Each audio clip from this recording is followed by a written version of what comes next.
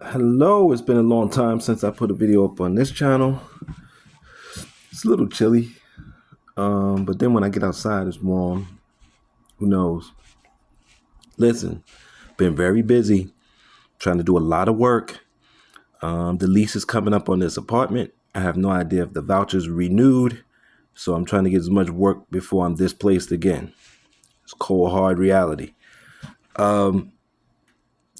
Quick story. I was in the post office the other day, and I was mailing off something for my other business that I have, and a woman in front of me, there were lines were there were two different lines and they were mixed up. So I asked her which line was she on, and out of that spring up, you know, conversation. She had a piece of art somebody had bought from her.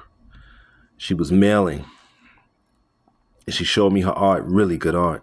I wish I knew her name. She didn't really do the social medias, but she says she's taking a class in the Brooklyn Museum, and she's trying to get a show somewhere in Brooklyn.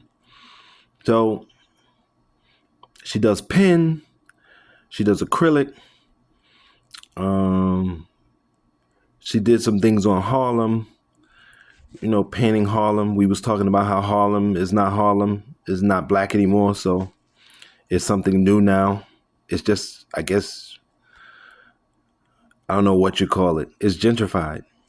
So,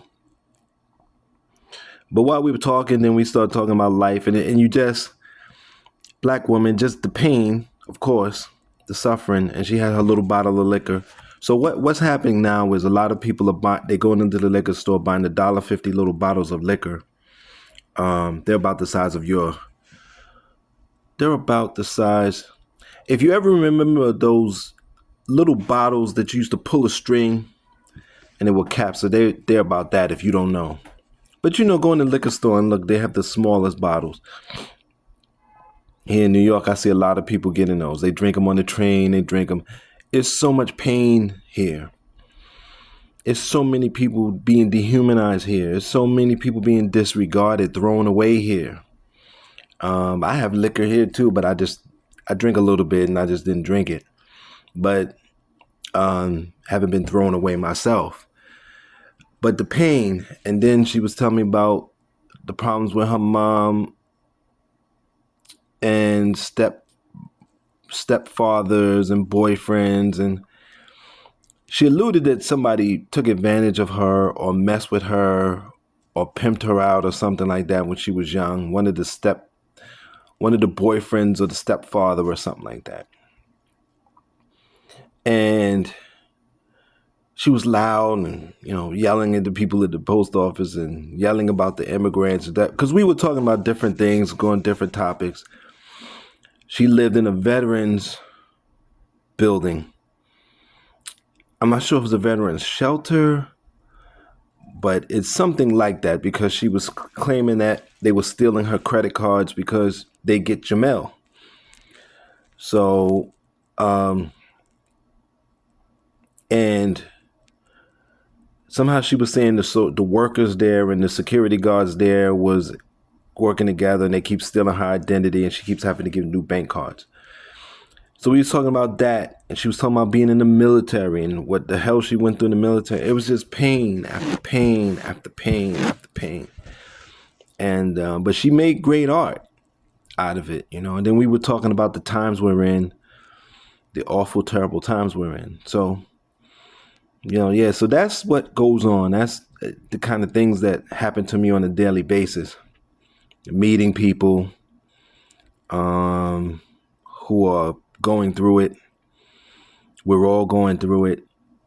The bottom 60% of the country is living at or below the poverty line, and we have the formula, we have the answers, but nobody wants to implement it long term. Nobody wants to make the society stable, right? The top 40% don't want stability. It's as if the only way they can feel better about themselves is that if we're unstable. But though we're unstable economically, when I talk to people, if they just had the physical stability, they are brilliant people. And maybe that's That's the maybe that's the goal of the people who run this place. I think that's an old-fashioned way of running things. I think you're destroying your society. There's so many of us with good minds and good hearts on the bottom end.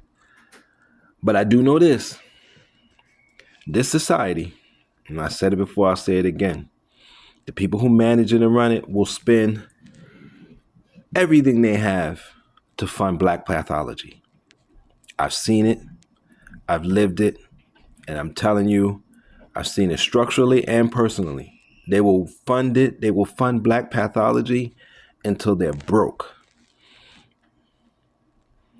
So that's this I know. So that's another thing that we have to deal with. And you can put your head in the sand. That's fine. Most black people do. But reality always asserts itself. And the sad part is the pain part. The sad part, too, is that the people managing this society think that that's the best way. They don't know what they're doing. Their thoughtlessness, our pain and suffering, and so many people in the society, and I know a lot of black people would rather die and are dying because they don't want to embrace reality. They either want to live in fantasy, bubble, or death. And the fact that you don't want to be free in reality, you'd rather be a slave or die, is really, really a sad state, especially for us. Tubman's children, Tubman's babies, as I call us. It's really sad. Anyway, I'll talk to you again. I got another story. I'm going to try to come in every day now because I get reports that even I'm getting, new subscribers here and there. So until next time, please just take care, be safe, check out all my work. You can get my stuff. You can buy it on the Etsy shop, or you can subscribe to my Patreon, and be a patron. Take care.